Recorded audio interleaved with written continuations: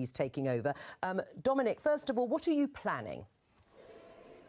I've always explained that what I think is necessary is for the government to come to the House of Commons and have an open dialogue with the Commons about the Commons' preferences. That's what democracy is all about. The House of Commons can't be ignored in this matter because the government cannot carry out its plans without the support of the House of Commons, as it found in the course of last week when it lost so heavily on its key plan for its Brexit strategy. Now, I would like the government to do that voluntarily. But if the government won't do it voluntarily, then the House of Commons has got to look at its standing orders to ensure that it can do it itself. And I've made this point on many, many occasions. And it seems to me that there is an opportunity, and it may not come back, where we can indicate that we want to have time and space to debate motions of our choice, which will give an indication to the government as to what the House of Commons wants. Right. That seems to me to be wholly in keeping with our democratic tradition, and furthermore, the change that I'm trying to bring about is not some sort of constitutional upheaval or revolution at all.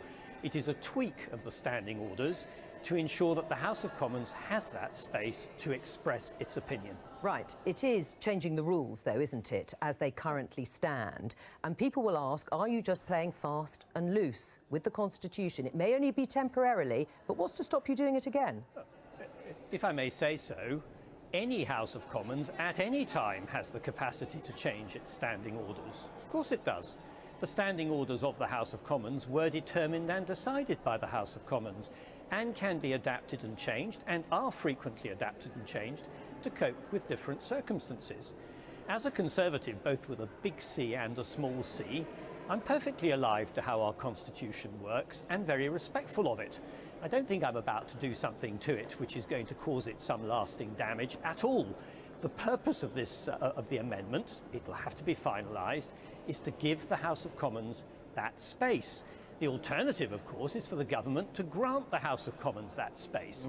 But as I say, the difficulty we've had over recent months is that it's quite clear the government has no intention of doing this. Indeed, to such an extent that I noted with interest that there hasn't even been an Opposition Day debate since November, and I assume the government doesn't intend to grant the opposition a day debate at present at all, because it just doesn't want the expression of any opinion that might conflict with what it itself is trying to do. And this, in my view, is not reasonable.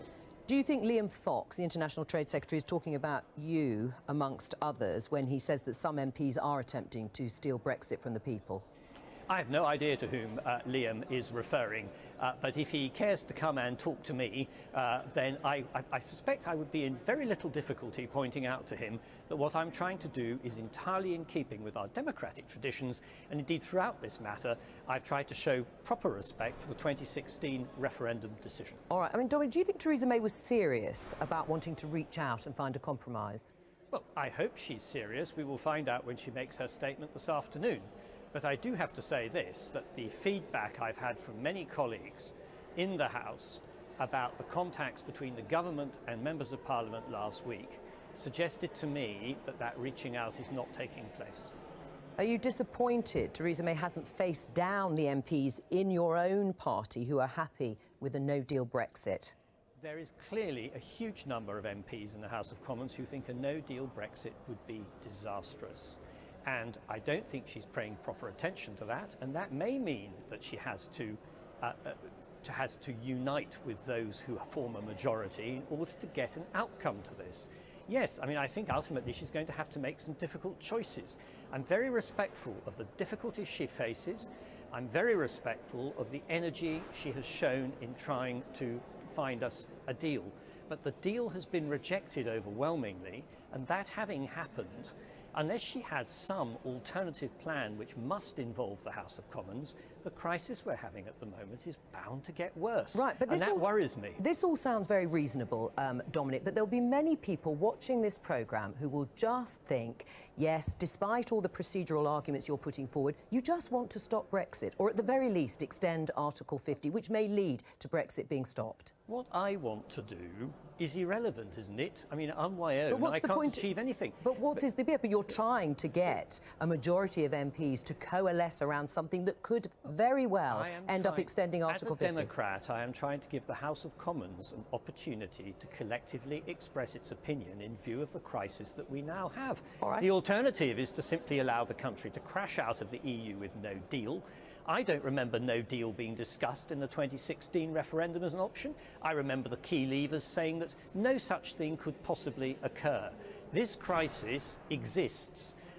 Its origins lie, in my view, in completely mistaken expectations. Right, but there'll be many people who say there also we wasn't need to do something about it. Right, but there also wasn't a discussion about reversing Brexit, or actually but changing the law to mean that we wouldn't leave on the 29th of March. If I may say so, I am not the person who has, I think, my understanding is there are others who are maybe tabling amendments which deal with the date of departure on the 29th of March. I note with amusement that this is immediately attributed to me, but the fact is, at present, the amendment I've crafted is designed to give the Commons the space to consider options. That's rather different from an amendment saying that we can't leave on the 29th of March. Dominic, thank you very much. And Hannah also.